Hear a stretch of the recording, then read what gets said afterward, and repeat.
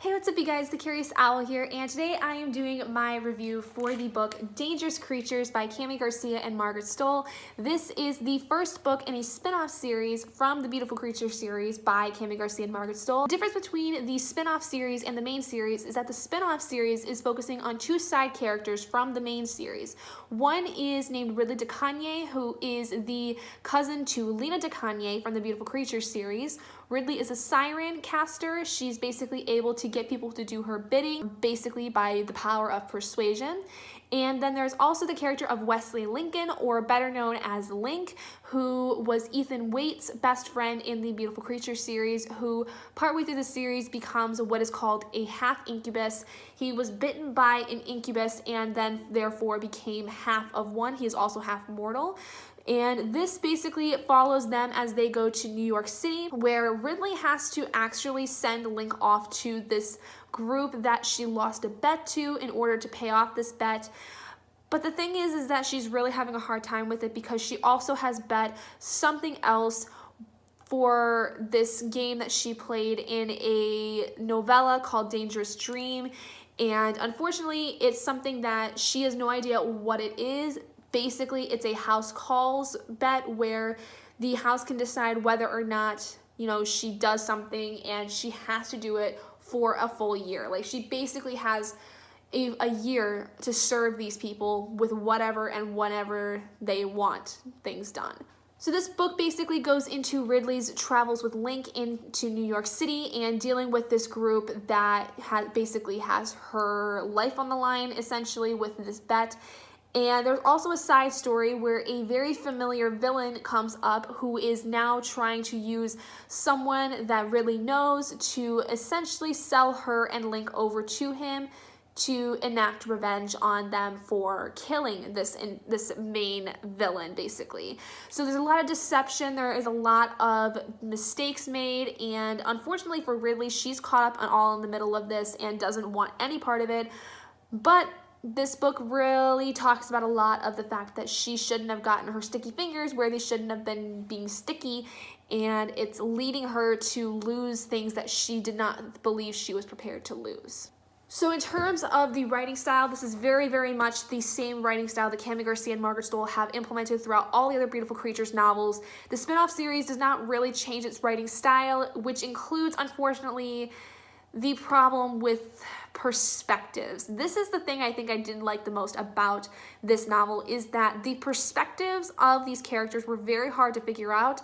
There wasn't ever a clear transition between Ridley to Link. There wasn't ever a clear transition from those two to other characters, which is really, really important, I think, in terms of looking at this book in multiple perspectives, because we have Ridley, we have Link, we have another character named Lennox, who is a huge part of this entire story, and there was no transitions between any of them, which made it very hard to understand what was exactly going on for a little bit. And especially when things would go between Ridley and Link, it was very difficult to discern one from the other until you got much further into their contextual situation.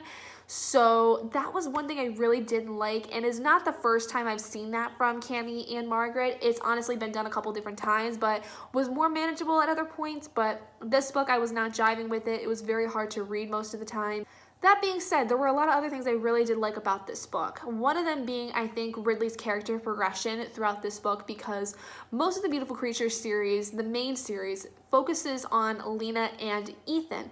This is the first book we really see a lot from Ridley. We see a lot of her mentality and kind of really begin to understand also how she grew up as a kid with Lena. And Ridley has a lot of resentment for her cousin because of the fact that she is light, whereas Ridley became dark. Ridley was then casted out from her family when she turned dark, and it really hurt her. And I think that there's still a lot of resentment for Lena kind of because of that. Not that Lena had anything to do with it, but I think that because Lena didn't help in the fact that Ridley was kicked out and sent off on her own because of the fact she turned dark. I think, though, too, there's a lot of guilt riding on Ridley's shoulders, as she is basically the biggest reason why Link is in New York City, and she is the reason why she may have sold his soul to, essentially, in a way, the devil, even though he's not really the devil. But she pretty much gotten over her head, and now it is costing her someone that she thinks is very dear to her but would never admit it to anyone else because of the fact that she's a siren, and sirens aren't supposed to really have feelings for anyone at any point in time. With all that being said, though, Ridley honestly does grow a lot throughout the book. I think she definitely has become more of her own person. She understands what she wants, and it's really hard for her to admit, but I think she's growing more to become a kinder-hearted person, but at the same time she's still Ridley, so she's never gonna be a fully kind-hearted person, which I like because I don't want her to be completely good. But at the same time, I do appreciate the fact that she's trying to make the steps throughout this book to be better, even though it's something that goes completely against her nature. I really liked a lot of the characters that were involved with the story too, with the group that Link ends up having to be a part of because of this bet that Ridley lost. Essentially, he has to replace a drummer for this band that Ridley had played cards against, who she had beat, and so this original drummer had lost his ability to play for like a full year, so she had to bring Link along with her to repay this debt, basically. And so that's kind of how he gets into the situation, because Link is a drummer, he's an aspiring musician, even though he is absolutely awful at it.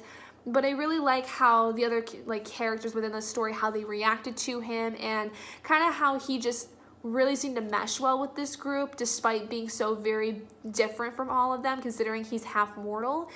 And I think that that had a lot of effect on Ridley because she didn't expect them to get along very well and kind of expected him to use her as a crutch kind of thing.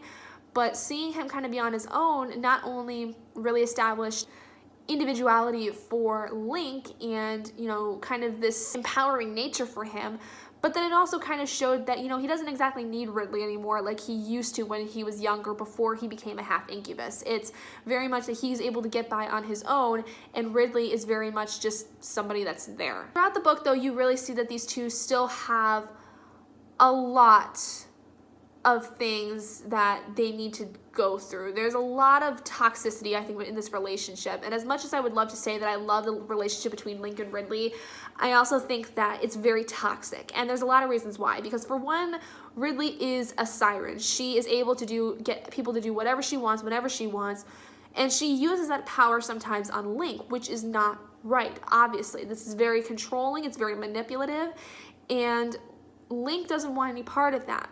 Link is very much the battered wife in this scenario, I think, in this relationship, because Ridley is the person that will hurt and hurt and hurt, and then will come back and say she's sorry and bring flowers and things of that nature, like a abusive husband would in a situation like this, or any kind of abusive spouse, doesn't matter if it's man or woman. And Link is very much the other end of that, where he is the abused spouse that will constantly take the person back because they really believe the person has changed.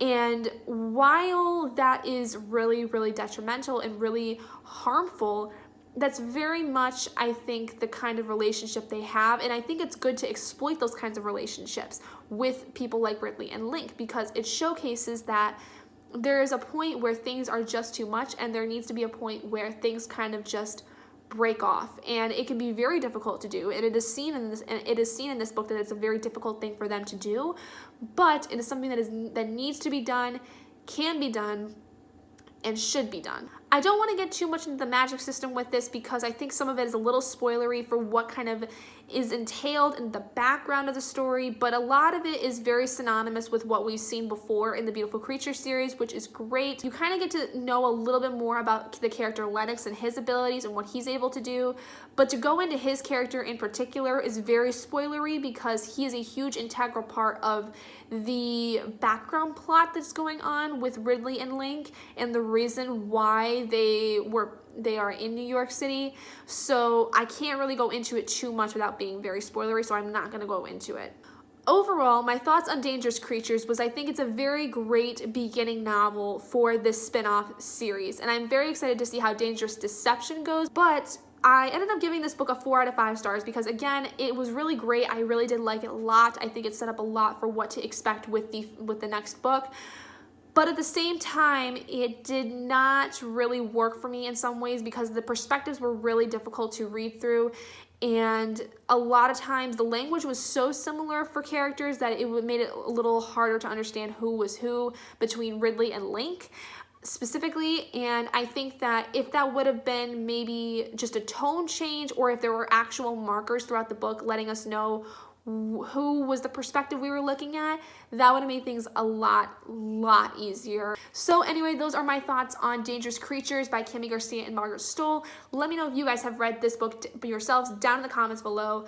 The next book in my Beautiful Creatures reread is going to be the final book, I think it's the final book in the duology, which is Dangerous Deception. But that will pretty much complete my Beautiful Creatures reread. Thank you guys so much for joining me in this video. If you guys did enjoy it, please do give it a big thumbs up. And if you're not already and you'd like to be, hit that button down below and subscribe to become an owlet in our flock. And I will see all of you guys in my next video.